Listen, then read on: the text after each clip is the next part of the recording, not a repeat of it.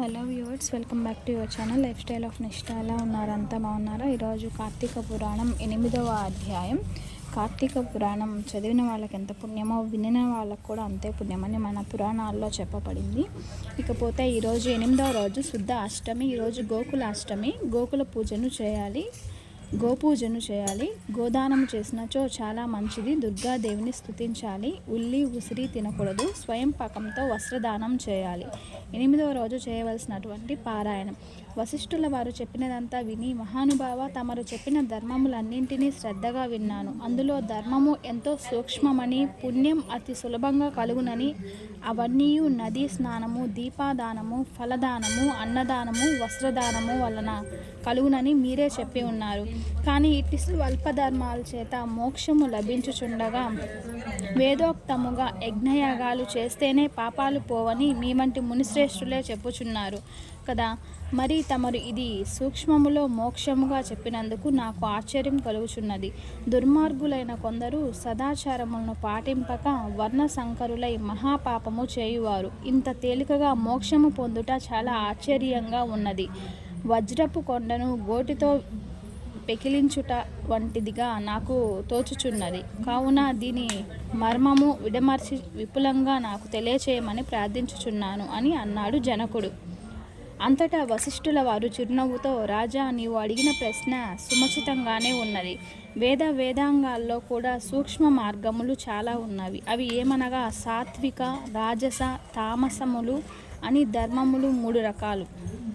సాత్వికమనగా దేశకాల పాత్రలు 3ను సమకూడిన సమయాల్లో సత్వమును గుణములను జన్మించుట. ఆ ఫలమంతయు పరమేశ్వరునికి అర్పించి మనోవాక్కాయ కర్మలచే చేసిన ధర్మము సాత్విక ధర్మము అని సమస్త పాపాలను నాశనము చేసి పవిత్రులను చేసి దేవలోక భూలోకాల్లో సుఖాలను కలుగచేస్తున్నది. సాత్విక ధర్మము ఆచరిస్తూ పుష్కరాల యందు, పుణ్యనదులలో మరియు పుణ్యకాలమందు, దేవాలయాల యందు వేదములు పఠించుట, సదాచారుడై కుటుంబీకుడై బ్రాహ్మణునకు ఎంత స్వల్పదానం చేసినా లేక ఆ నదీ తీరమందు ఉన్న దేవాలయాల్లో జపతపములు మొదలగునవి చేసినా విశేష ఫలము పొందగలరు. రాజస ధర్మము అనగా ఫలాపేక్ష కలిగి శాస్త్రోక్త విధులను విడిచి చేసిన ధర్మము. ఆ ధర్మము పునర్జన్మకు కారణమై కష్ట సుఖాలు కలిగించును. తామస ధర్మమనగా శాస్త్రోక్త విధులను విడిచి దేశకాల పాత్రలు సమకూడని సమయమున డాంబికమునకు చేయు ధర్మం. ఆ యొక్క ఎలాంటి ధర్మం ఫలమును ఇవ్వదు. దేశకాల పాత్రము సమకూడినప్పుడు తెలిసి కానీ తెలియక కానీ ఏ స్వల్ప ధర్మము చేసినను గొప్ప ఫలమును ఇచ్చును. అనగా పెద్ద కట్టెల గుట్ట చిన్న అగ్ని కణముతో భస్మమైనట్టు. శ్రీమన్నారాయణి నామం తెలిసి కానీ తెలియక కానీ ఉచ్చరించిన వారి సకల పాపాలు నశించి ముక్తిని పొందుదురు. దానికి ఒక కథ చెప్తాను, వినుము. పూర్వం కన్యాకుబ్జము అను పట్టణమున 4 వేదాలు చదివిన సత్యవ్రతుడనే ఒక బ్రాహ్మణుడు ఉన్నాడు. అతనికి సకల సద్గుణాల రాశి అయిన హేమావతి అను భార్య ఉన్నది. వారికి చాలా కాలంనకు లేక ఒక కుమారుడు జన్మించాడు. అతనికి అజామిలుడు అని పేరు పెట్టి అతన్ని గారాబంగా పెంచుచుండరి. ఆ బాలుడు దినదిన ప్రవర్ధమానుడై అతి గారాభము వల్ల దుష్ట సహవాసాలు చేయుచు విద్యను అభ్యసించక బ్రాహ్మణ ధర్మాలు పాటించక పెద్దలను గౌరవించక తిరుగుతుండెను. ఈ విధంగా కొంతకాలానికి యవ్వనము రాగా కామాంధుడై మంచి చెడ్డలు మరిచి యజ్ఞోపవీతాన్ని తెంచి మద్యము సేవిస్తూ పిల్లలు ఉన్న ఒక ఎరుకల జాతి స్త్రీని వలచి నిరంతరము ఆమెతోనే కామక్రీడల్లో మునిగి ఇంటికి కూడా రాకుండా తల్లిదండ్రులను మరచి ఆమె ఇంటనే కాలము గడుపుతూ ఉండేవాడు. రాజా, అతి గారాభము ఎలాంటి పరిమాణాలకు దారితీస్తుందో కదా. తమ బిడ్డలపై ఎంత అనురాగం ఉన్ననూ పైకి తెలియపరచక చిన్ననాటి నుండే వారిని అదుపు ఆజ్ఞలతో ఉంచకపోతే ఈ విధంగానే జరుగుతుంది. కావున అజామిలుడు కులభ్రష్టుడై కాక అతని బంధువులు అతని కులము నుండి వెలివేశారు. అందుకు అజామిలుడు వేట తన వృత్తిగా చేసుకొని పక్షులను జంతువులను చంపుతూ కిరాతక వృత్తిలో జీవించుచుండెను. ఒక రోజున ఆ ఇద్దరు ప్రేమికులు అడవిలో జంతువులను వేటాడుతూ ఆ స్త్రీ చెట్టును ఎక్కి తేనె పట్టు తీయుటకు ప్రయత్నించగా కొమ్మ విరిగి కింద పడి ఆమె చనిపోయింది. అజామిలుడు ఆ స్త్రీ పైబడి కొంతసేపు ఏడ్చి తరువాత అడవిలోనే ఆమెను దహనం చేసి ఇంటికి వచ్చాడు.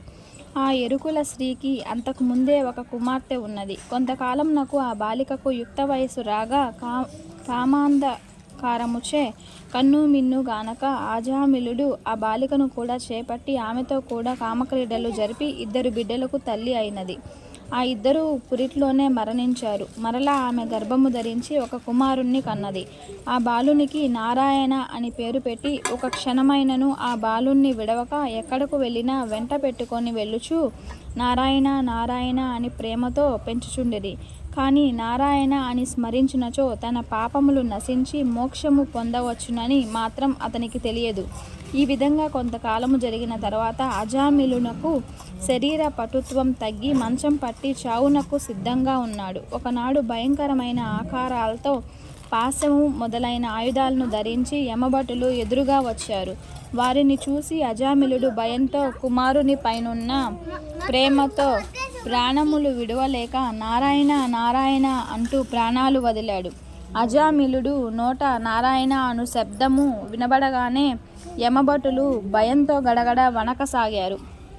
ఆ సమయంలోనే దివ్యమంగళకారులు శంఖ చక్ర గదారులై శ్రీమన్నారాయణ్ణి దూతలు విమానంలో అచటికి వచ్చి, ఓ యమభటులారా, వీడు మావాడు, మేము ఇతన్ను వైకుంఠమునకు తీసుకుపోవుటకు వచ్చితిమి అని చెప్పి అజామిలుణ్ణి విమానము ఎక్కించి తీసుకొని పోవచుండగా యమదూతలు, అయ్యా మీరెవరు, ఎచ్చట నుంచి వచ్చారు, వీడు అతి దుర్మార్గుడు, ఇతన్ని నరకమునకు తీసుకుపోవుటకు మేము ఇచ్చటికి వచ్చాము, కావున వారిని మాకు అప్పగించండి అని కోరగా విష్ణుదూతలు ఈ విధంగా అన్నారు.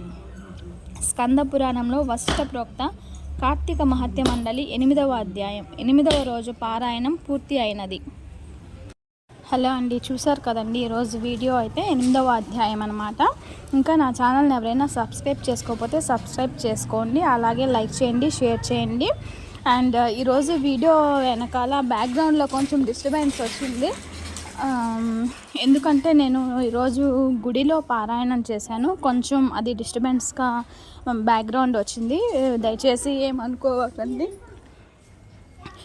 ఈరోజు వీడియో అయితే ఇదండి. Thanks for watching. నెక్స్ట్ వీడియోలో మళ్ళీ కలుద్దాము. అంతవరకు నమస్తే. ఈ పరమేశ్వరుని యొక్క కరుణా కటాక్షాలు మీకు ఎల్లవేళలా ఉండాలని మనకు ఈ ఈశ్వరుని యొక్క కరుణా కటాక్షాలు మనకు ఎల్లవేళలా ఉండాలని మనస్ఫూర్తిగా కోరుకుంటున్నాను. Thanks for watching. నెక్స్ట్ వీడియోలో మళ్ళీ కలుద్దాం. అంతవరకు నమస్తే.